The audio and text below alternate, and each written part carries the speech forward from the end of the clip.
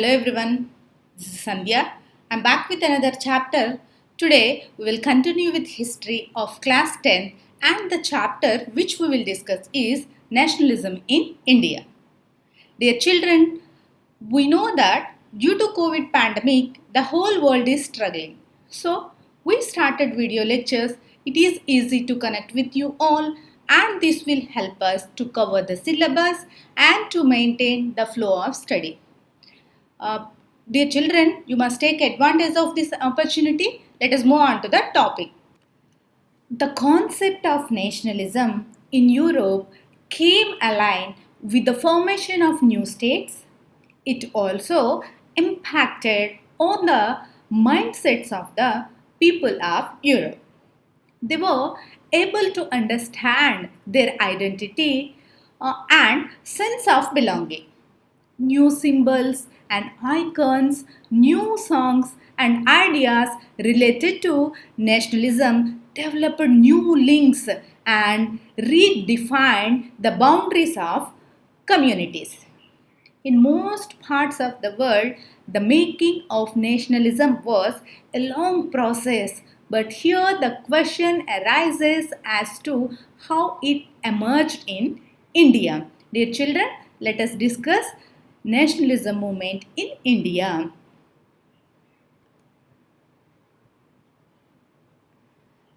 Today's our topic nationalism in India. India was a colony under British rule, so where some other countries, the growth of modern nationalism in such countries was related to the anti-colonial movement. As all people, irrespective of their religion or social group, were being oppressed by colonial rule. They developed a feeling of unity among themselves. They felt a bond because of the oppression being faced by them. This led to unity in their struggle against colonial rule. Their children, through social groups, came together in the desire of getting freedom from oppression, but still their idea of freedom was not always the same.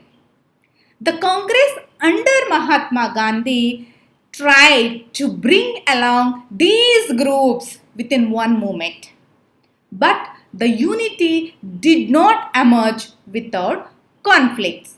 So, here we will discuss the rise of nationalism in India during the 1920s.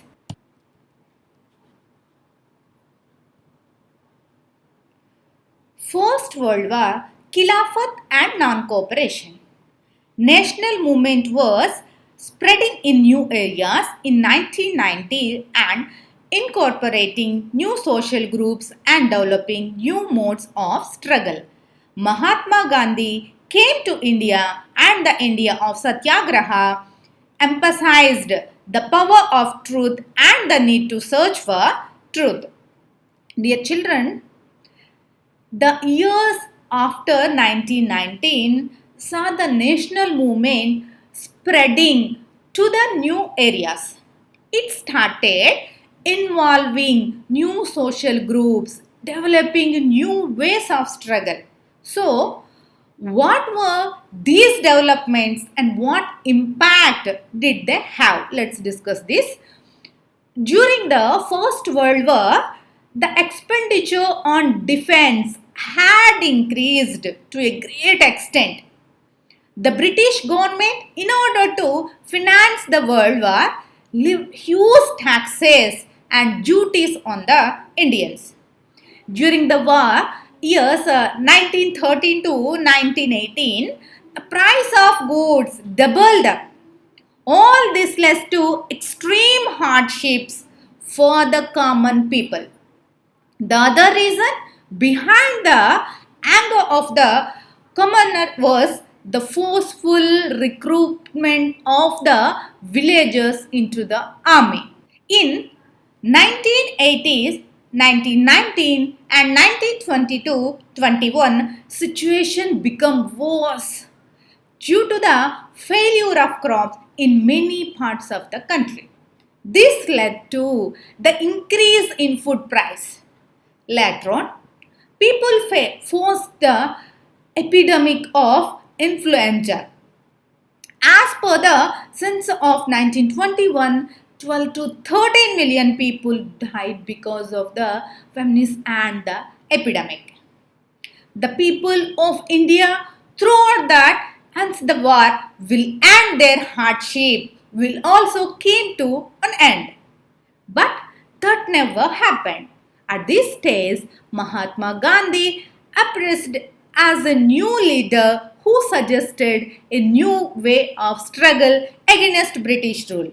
His idea was to do satyagraha.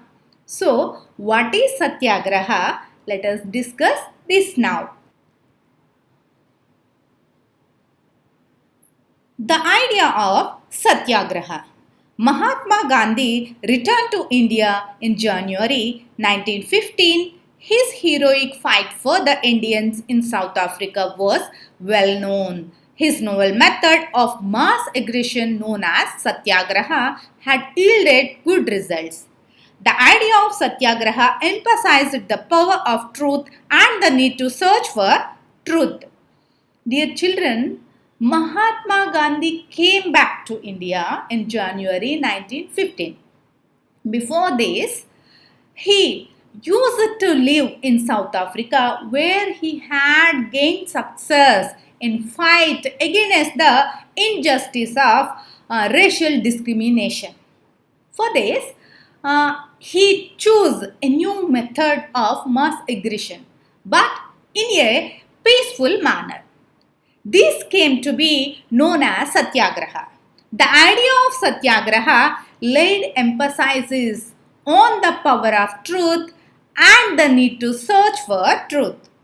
The main philosophy behind the idea of Satyagraha was that if the cause was true and the struggle was against injustice, then there was no need to apply physical force to fight against.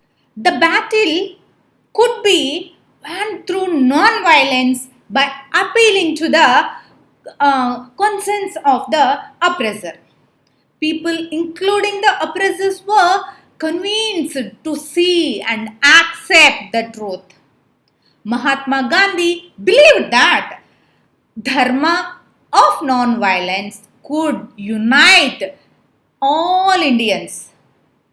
After his arrival in India in the year 1915, Mahatma Gandhi successfully carried Satyagraha movement at different places. In 1917, he organized Satyagraha in Champaran, Bihar to fight for the cause of peasants who were being oppressed by the indigo planetas. Then in 1980s, he organized Satyagraha to help the peasants of the Kheda district of Gujarat. The government in Kheda was confiscating lands of the landowners for non-payment of tax. Whereas the landowners had already expressed their inability to pay it due to the crop failure caused by the famine. In 1980s, he also undertook the Satyagraha movement against the cotton mill workers. Confident with the past success, Gandhi decided to launch a nationwide Satyagraha against the proposed Rowlatt Act of 1919. The Rowlatt Act. When the Rowlatt Act 1919 was passed hurriedly through the Imperial Legislative Council in spite of unanimous opposition of the Indian members, Gandhi's patience come to an end. Gandhi wanted non-violent civil disobedience against such unjust law which would start with a hut on 6th April. Dear children, here the question arose as to what was Rowlatt Act, isn't it?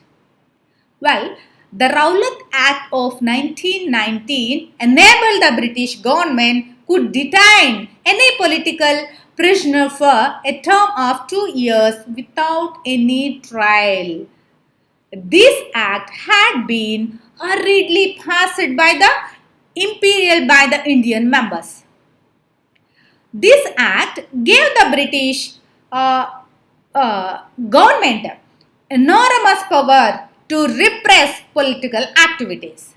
Mahatma Gandhi decided to have a non-violent civil disobedience movement against such unjustice laws. He decided to begin it with a hut on 6th April and rave were organized in various cities. Workers of the railway workshop went on strike. In order to suppress this upsurge, the British government decided to clamp down on nationalists. The government started picking up local leaders from Amritsar, and Mahatma Gandhi was barred from entering Delhi. On 13th April, the police took a harsh step of firing upon a peaceful procession in Amritsar. This provoked people, resulting in attack on banks, post offices, and railway stations. The government imposed martial law, which means that there would be direct military control of normal civilian functions. General Dyer was given the command.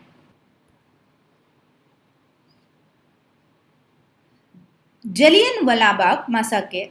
A large crowd gathered in the enclosed ground of Jallianwala Bagh. People came to protest against government's repressive measure, while some came to attend the annual Baisakhi fair.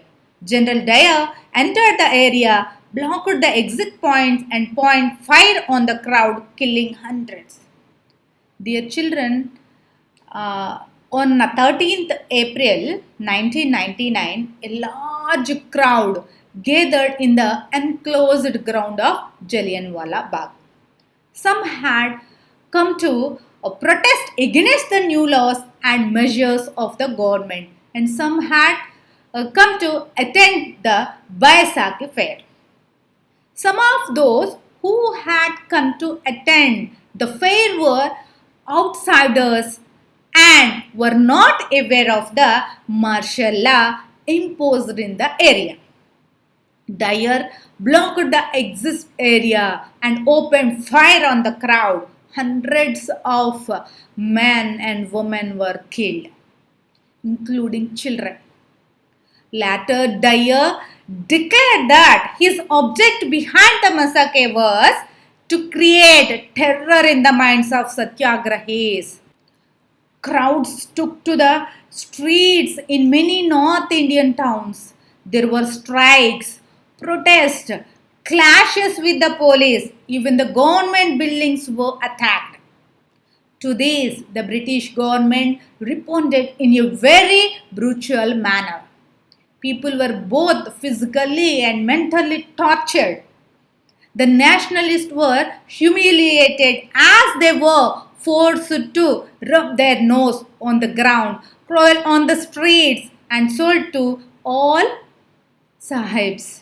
Not only this, people were flogged, beaten, and villages in Punjab, now in Pakistan, were bombed. On seeing the violence being spread, Mahatma Gandhi called off the movement.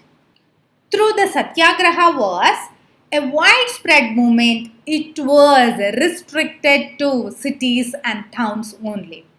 Therefore, Mahatma Gandhi decided to launch a more broad-based movement in India.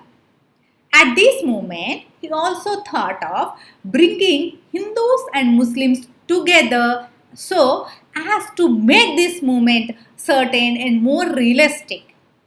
To make it work, he decided to take up Khilafat issue. So, what was the Khilafat movement? Let us discuss it now.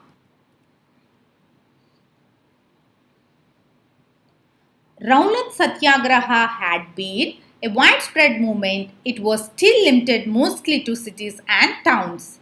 Mahatma Gandhi now felt the need to launch a more broad-based movement in India. But he was certain that no such movement could be organized without bringing the Hindu and Muslim closer together. Dear children, during the First World War, the Ottoman Empire of Turkey was defeated by the Britishers. He was known as the Khalifa, a spiritual head of the Muslim world. News was spread that Khalifa was forced to sign a harsh peace treaty by the Britishers. This had caused anger among the Indian Muslims. To defend the Khalifa's temporal power, a Khilafat committee was formed in Bombay in March 1919 by Muhammad Ali and Shaukat Ali. The children, both the brothers discussed with Mahatma Gandhi about the possibility of united mass action on the issue. Gandhiji found it to be an opportunity to bring Hindus and Muslims together for a unified national movement. So, in the Calcutta sessions of Congress in September 1920, he convinced other leaders for this. And a non-cooperation movement was started in support of Khilafat as well as for Swaraj. Till now, we have come to know what Satyagraha was, isn't it? How it was organized, and we have also learned about the idea of non-cooperation movement in support of Khilafat as well as for Swaraj. It's nothing but self-government. But here the question comes, why non-cooperation was chosen by Gandhiji? What was the purpose of launching this movement? So let's see, check this. Why non-cooperation movement? As per the famous book Hind Swaraj, Mahatma Gandhi declared that British rule came into being because of the cooperation by Indians. He was of the view that if Indians had refused to cooperate, the British rule in India will come to an end in a year and Swaraj would find its way. Gandhiji decided to work on it in stages, so it was done in the different manners. At first, the titles awarded by the British government were to be surrendered by the people. Boycott of civil services, army police courts and legislative councils, schools and foreign courts. If in case the government assessed repression that a full civil disobedience campaign was to be launched. Mahatma Gandhi and Shaukat Ali toured extensively through the summer of 1920s to gain support for the movement.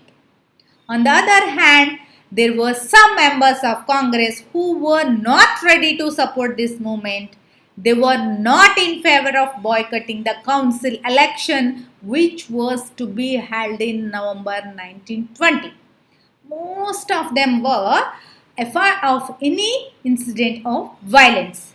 Dear children, so in the months between September and December, there was a situation of tension among the members of Congress. But in the Nagpur session of Congress in December 1920, a compromise was worked out and this led to the adoption of the non-cooperation movement. Through this movement started at the national level, people involved in it had their own perspective.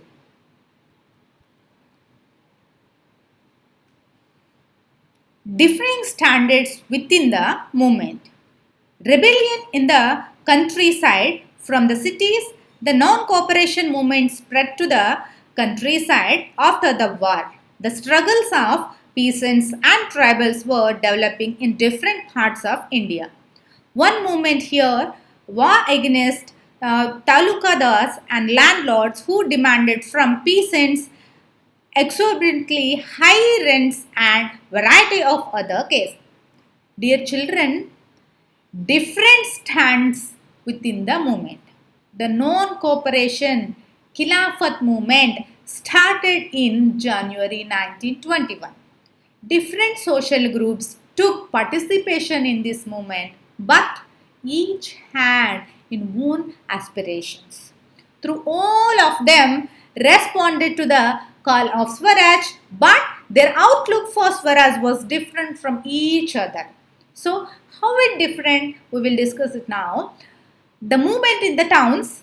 In towns, the movement started with middle class participations. A large number of students left government controlled schools and colleges. Teachers, headmasters resigned and lawyers left their legal practices. Even the council elections were boycotted in the provinces except Madras. The Justice Party of Madras, which was a party of non-Brahmins who participated in council elections, as for them it was one way to gain some power with, was generally vested only with Brahmins. Soon the boycott of foreign goods was started, liquor shops were picked and foreign clothes was burnt in gunfire. This badly affected the British government economically. The import of foreign clothes have between 1921 and 1922. The value of the business reduced to 57 crores from 102 crores.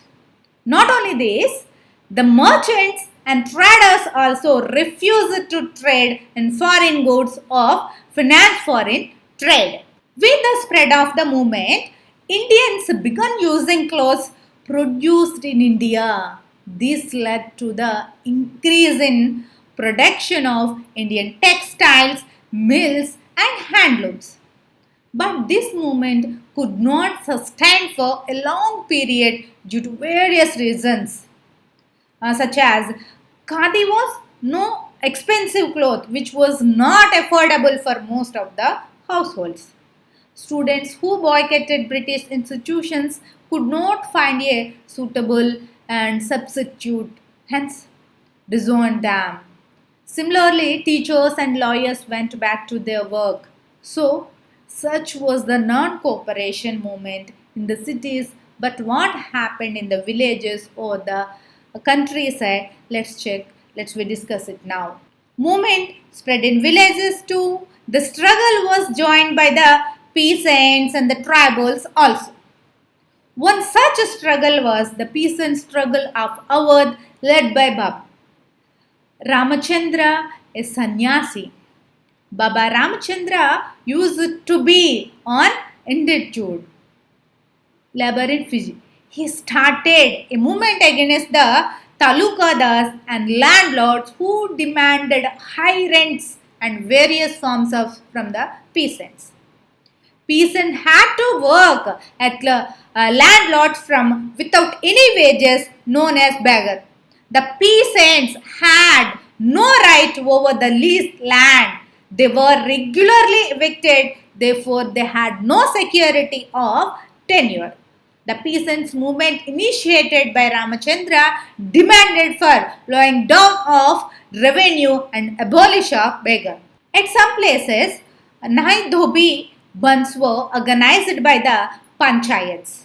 It was a kind of strike by the barbers and the washermen in order to deprive of landlords from the basic service. In 1920s, Jawaharlal Nehru went to the different villages of Awadh and tried to understand the problem being faced by the peasants. In October 1920s, he formed Awadh Kisan Sabha.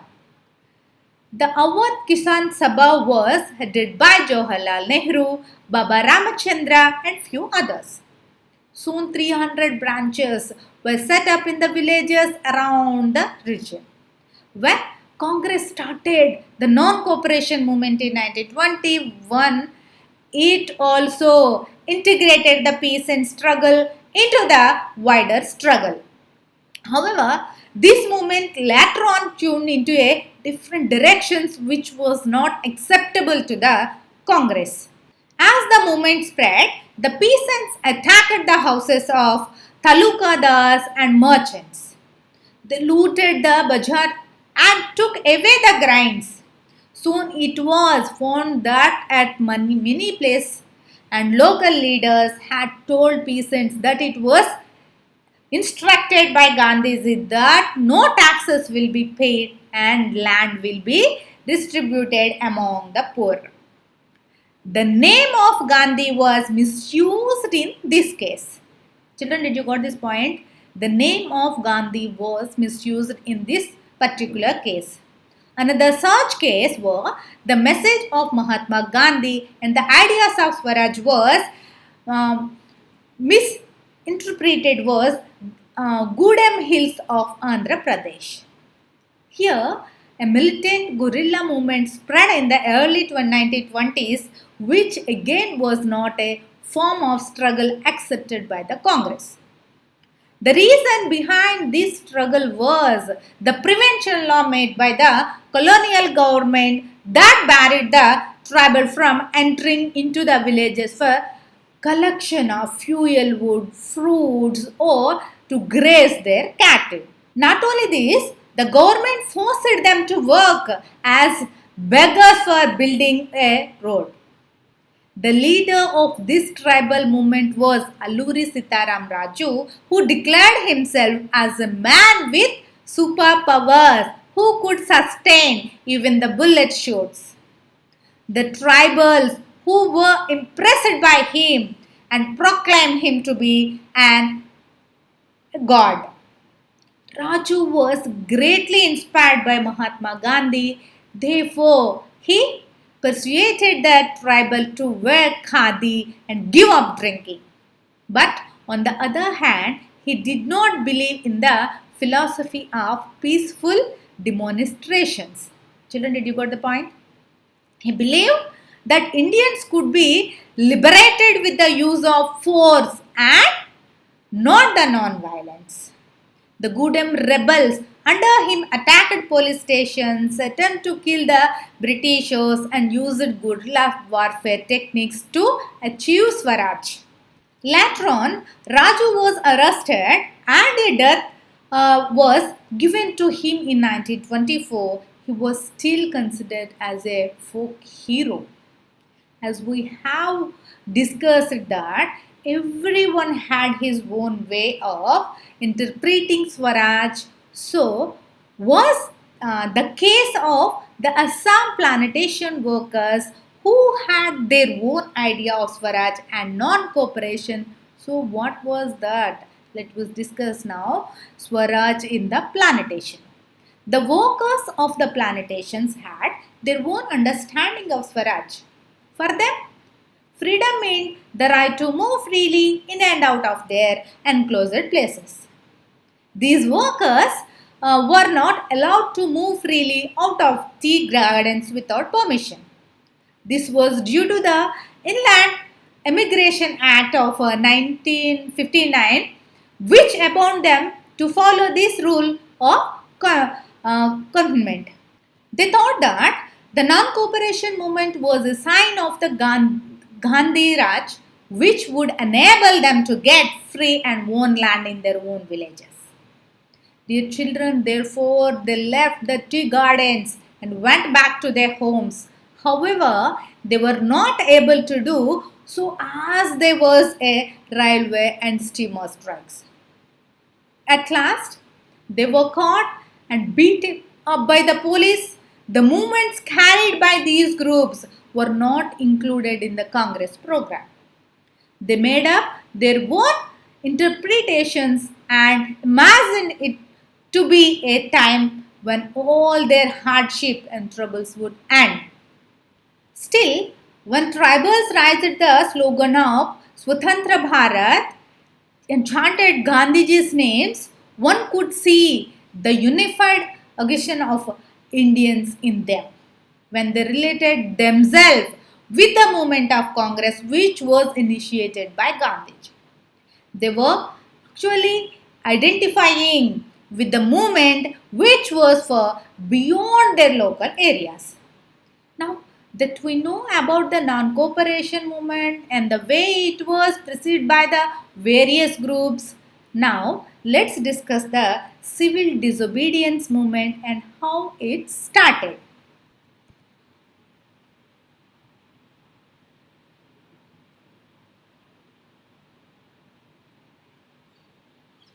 Civil disobedience, Mahatma Gandhi decided to withdraw the non-cooperation movement in 1922.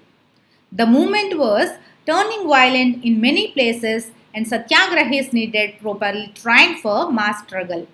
C.R. Das and Motilal Nehru formed the Swaraj Party within the Congress to argue for a return to council politics. Their children, as the non-cooperation movement was turning violent in many places, in February 1922, Gandhiji decided to withdraw the movement. He felt the need to proper training of satyagrahis before any kind of mass struggle.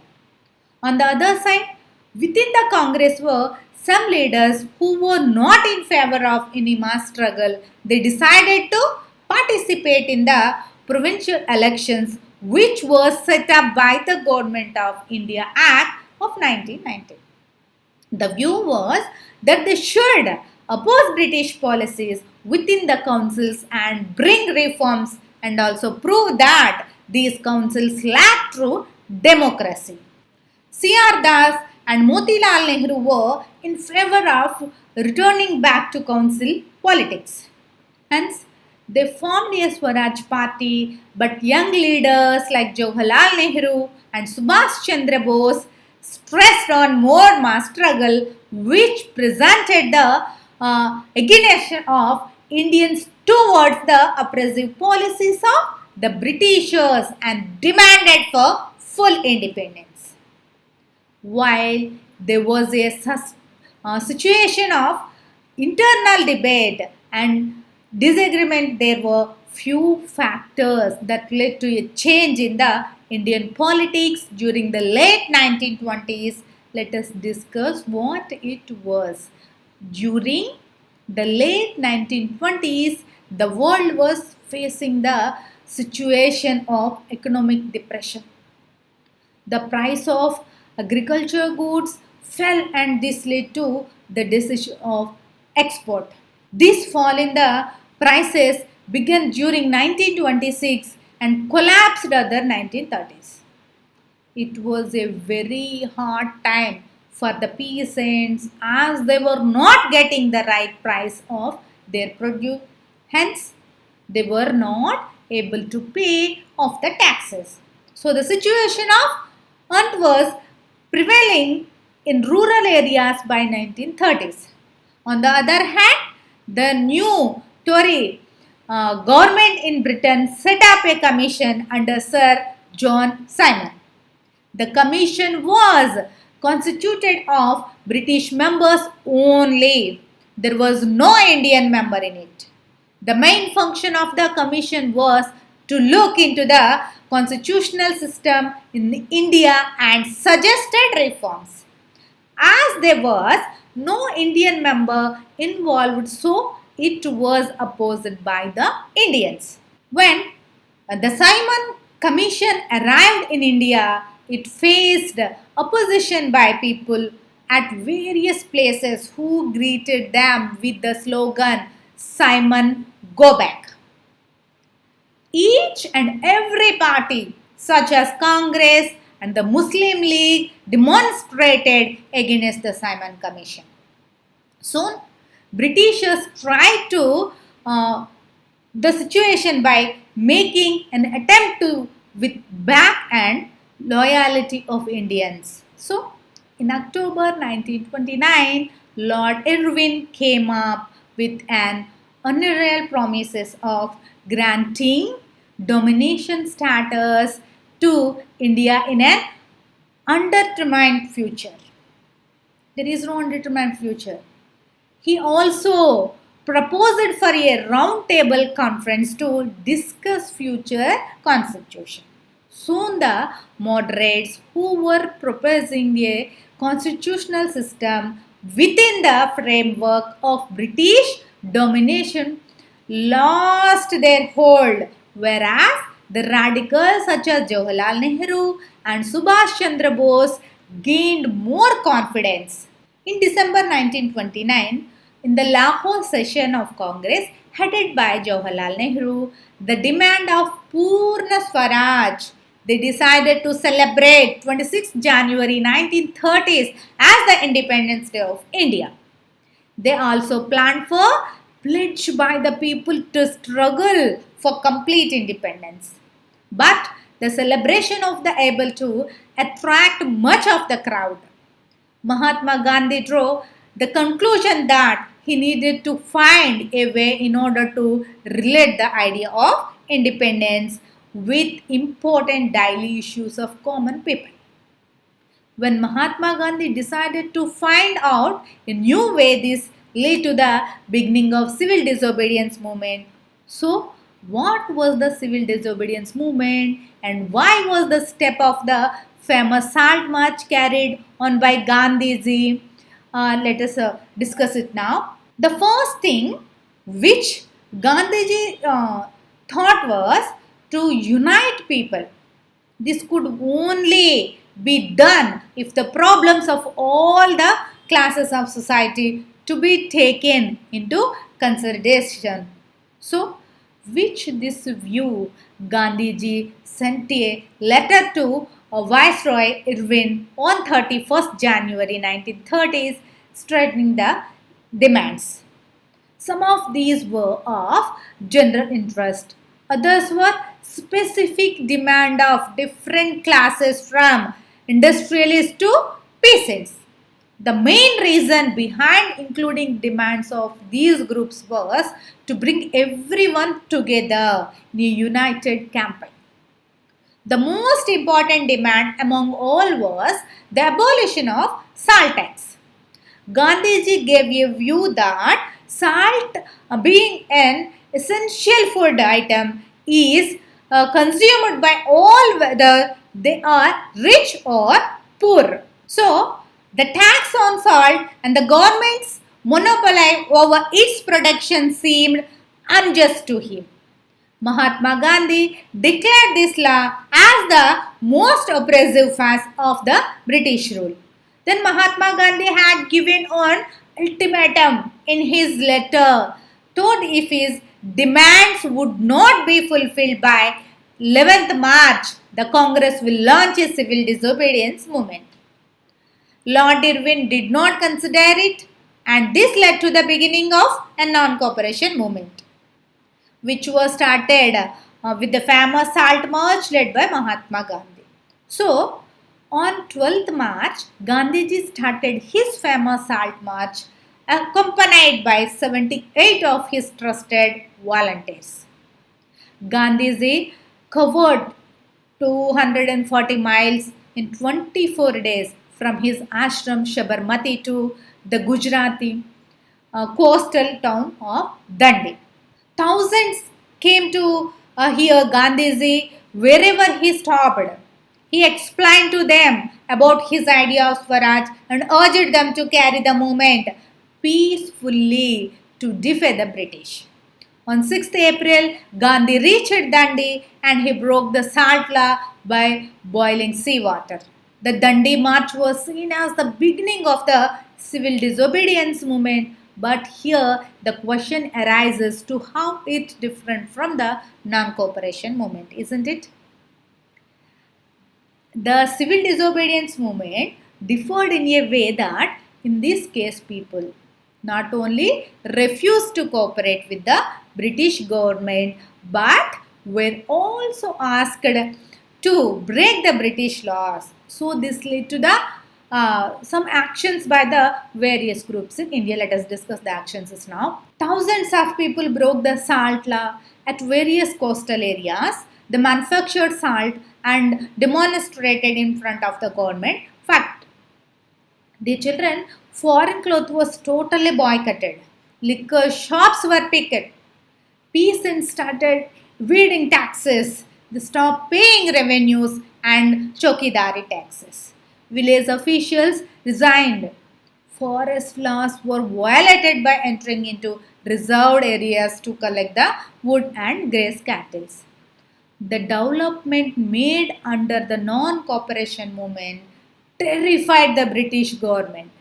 In order to control such activities, the government started arresting Congress leaders one by one. This resulted in ferocious clashes between the people and police.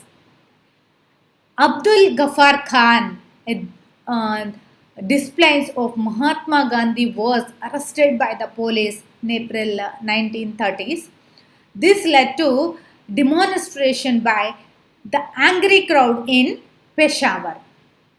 Police fired on the demonstrators and killed many of them. Later on, Mahatma Gandhi was arrested. This led to a violent demonstration by the industrial workers in Sholapur. They attacked the police station, municipal buildings, law courts, and railway stations. Here, we can say that they tried to attack every symbol of British rule.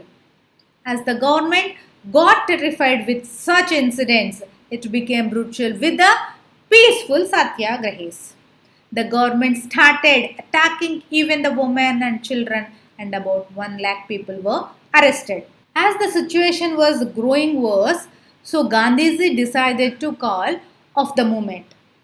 On 5th March 1931, he entered into a pact with the Irwin, which later came to be known as Gandhi-Irwin Pact. Due to this pact, Gandhi agreed to participate in the Round Table Conference.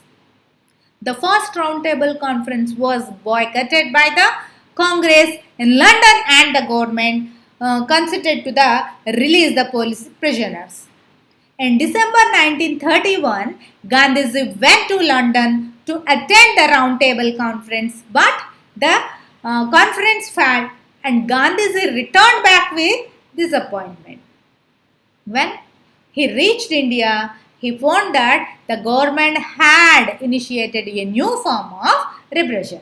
Leaders like Ghaffar Khan and Jawaharlal Nehru were both in jail. Congress was declared illegal and various new measures were imposed by the government to prevent meetings, demonstrated and boycotts. Gandhiji again launched the civil disobedience movement. It did not continue for about a year, but it soon lost its strength. What were the reasons behind the decline of this movement, and what was the perception of the participants of the civil disobedience movement? Let us discuss this now. To understand the reason that led people to participate in the movement, we first need to know the different social groups that participated. Dear children, let's discuss the case of rich peasant communities or rural areas. Dear children, Gujarat and the Jats of Uttar Pradesh has actively participated in the movement. They were the producers of cash crops, hence were not much affected by the falling price of the agriculture products. As their cash income dispersed, they found it difficult to pay the government tax. So, for them, participating in civil disobedience movement was equal to the reduction in the government revenue. They started organizing their communities for the civil disobedience movement. Even those who were reluctant were also forced to participate. But when the movement was called off in 1931 without reduction in revenue, they felt really disappointed. Hence, they refused to participate in 1932 when the movement was started again. On the other hand, the poor peasants who had small land holdings and were generally were badly hit by the fall in the price of food grains. They demanded for the collection of the revenue or the rent they had to pay. For this, they organized for various radical movements under the some socialist of communities. These peasants were never able to get support by the Congress as the party was unwilling to support no rent campaign as this might upset the rich peasants and landlords. Last but not least was the participation by women in the civil disobedience movement had participated at a very large scale. During Gandhiji's Salt March, thousands of women went to listen to him. They participated in protest marches, manufactured salt, and picked the liquor shops and foreign clothes shops. Many of them even went to jail. These women were either from high caste families in urban areas or from rich peasants' households of rural areas. Inspired by Gandhiji, all the women took it as their said duty to participate in the national movement. Through this participation, did not bring any change in their social status. Even the Congress was also reluctant in including women in their organization. So now we know about the participation of the different groups in the civil disobedience movement and also the reasons behind their reluctance to keep continuing with it. So now let's check the what are the limits about this civil disobedience movement.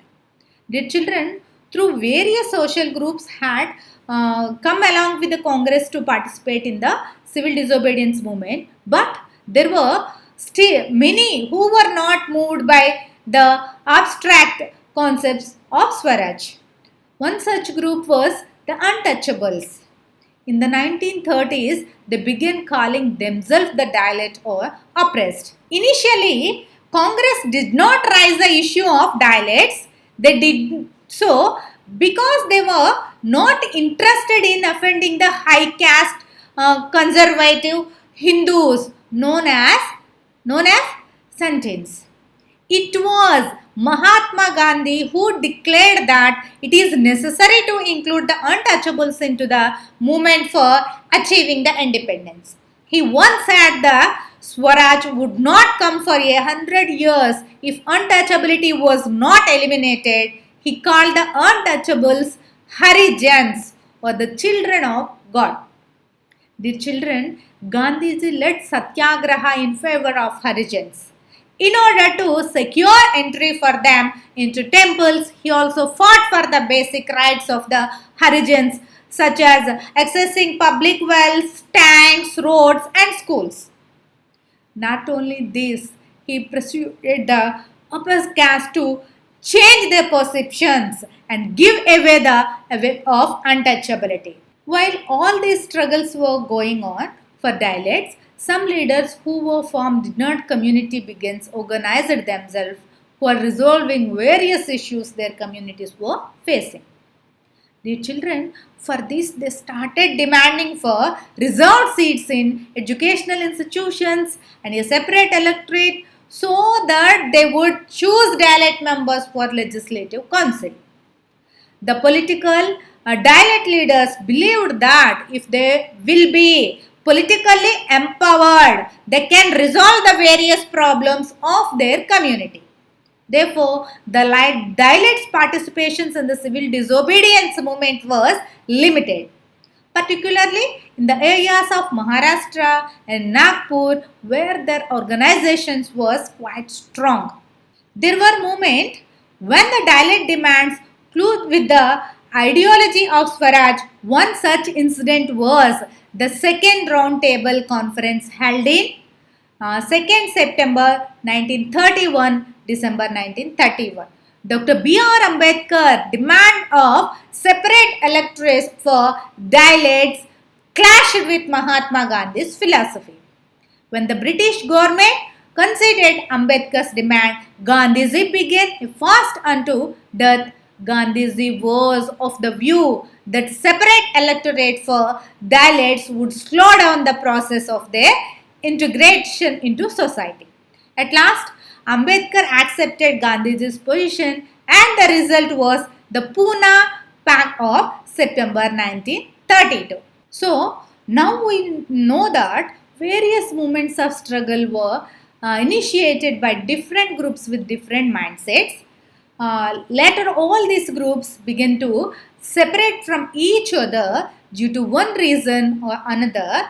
But how the idea of unity and nationalism emerged in such a situation, then we discuss about this now.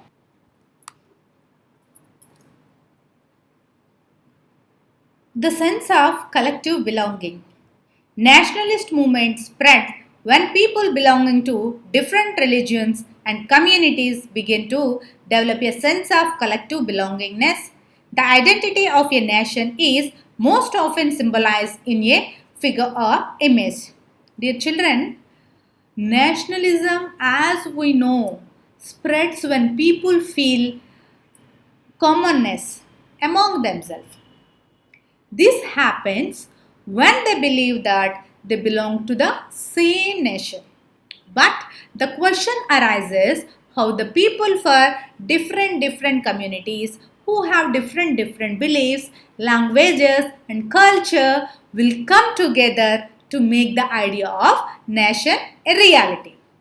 Dear children, this sense of collective belonging came due to some reasons like through their experience of united struggle or because of the variety of culture processes through which nationalism captured people's imagination. Observe the given picture, children. History and fiction and folk songs and folk dance, popular paintings and symbols plays a vital role in making the nationalism. The identity of nation is generally symbolized in the form of a figure or image. This helps in creating an image with which people can relate. So, in the 20th century, as the nationalism was growing in our country, the identity of Indians came to be visualized as Bharat Mata.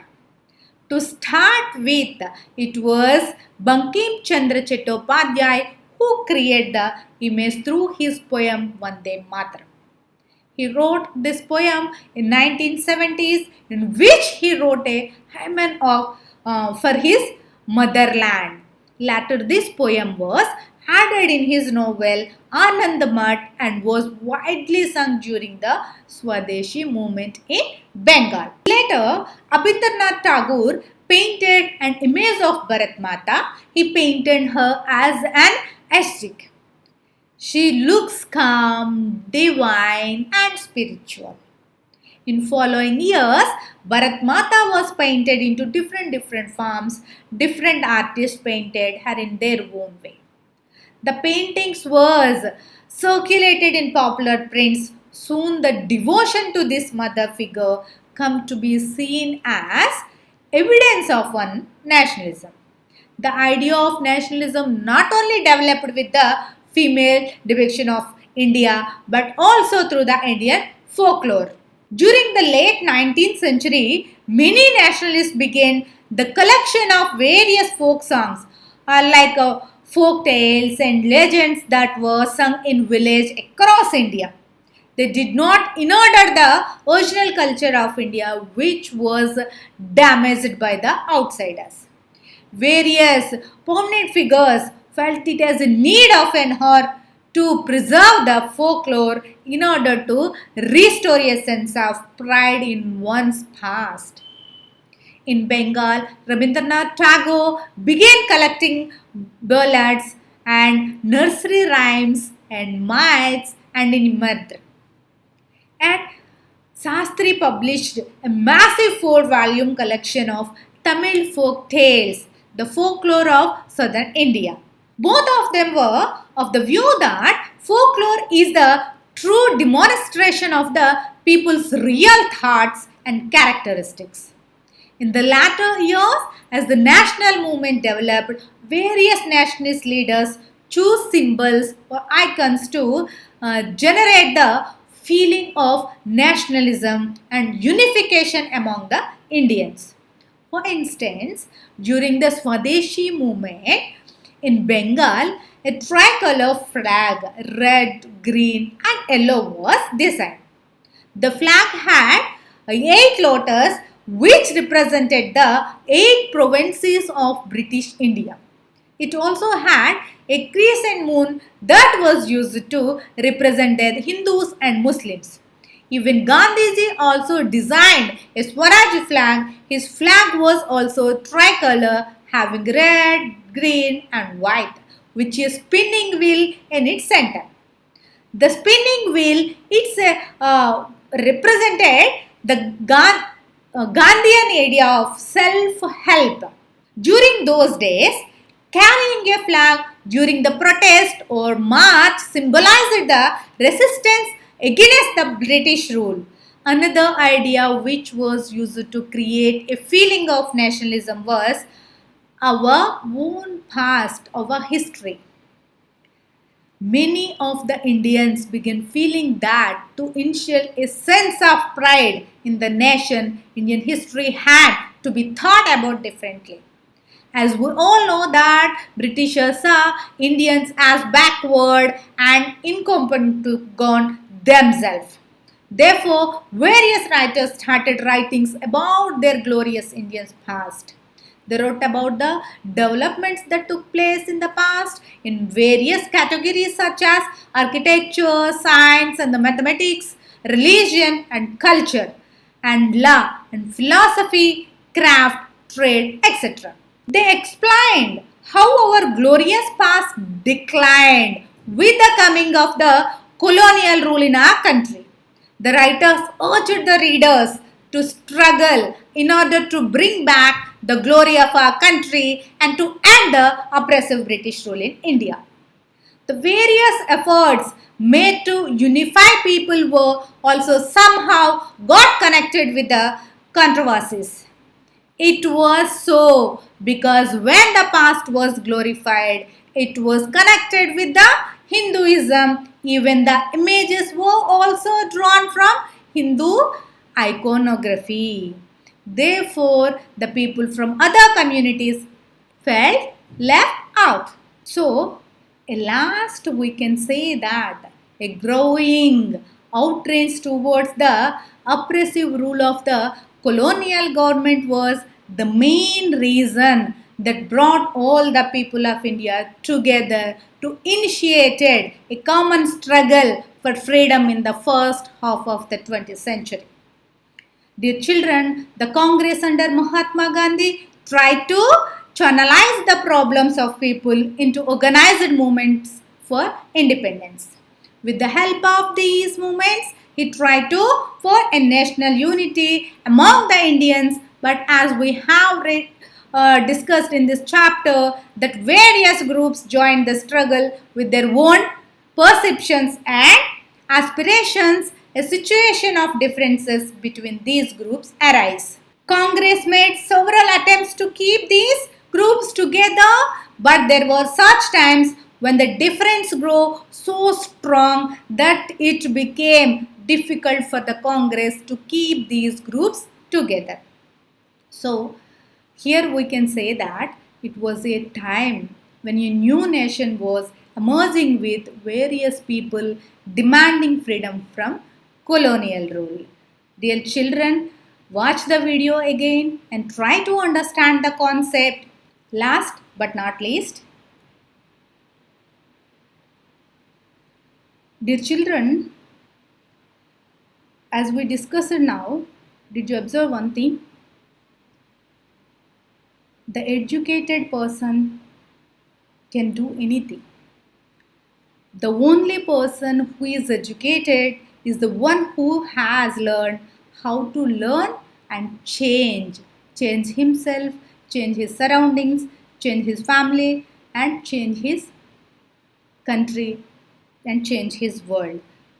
Dear children, learning will continue even during this crisis. Stay tuned for more video lectures on social science.